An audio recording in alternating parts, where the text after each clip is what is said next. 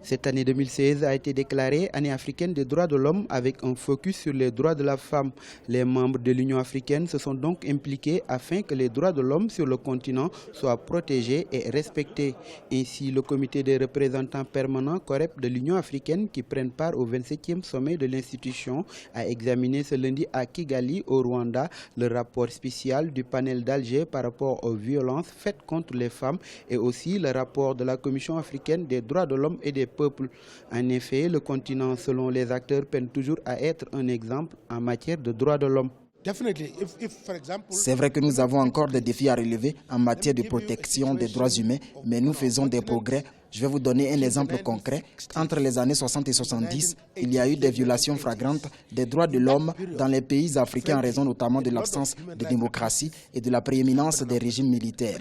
Mais depuis la fin des années 80 à nos jours, il y a eu la démocratie, donc les choses se sont améliorées. Ce n'est pas encore parfait, mais nous sommes en progression.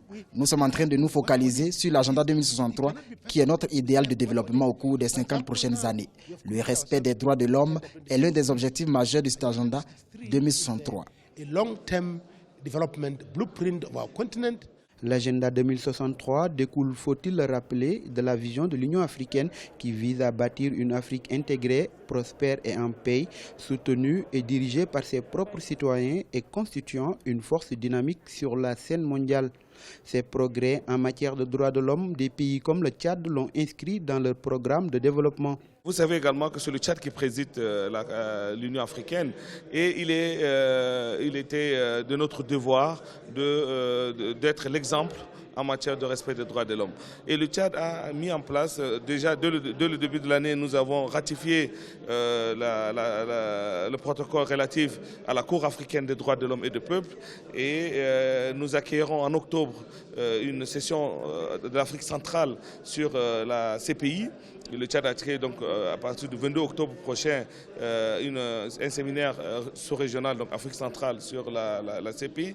Donc ça veut dire que le Tchad apporte un regard particulier et le chef de l'État tchadien suit particulièrement ces questions.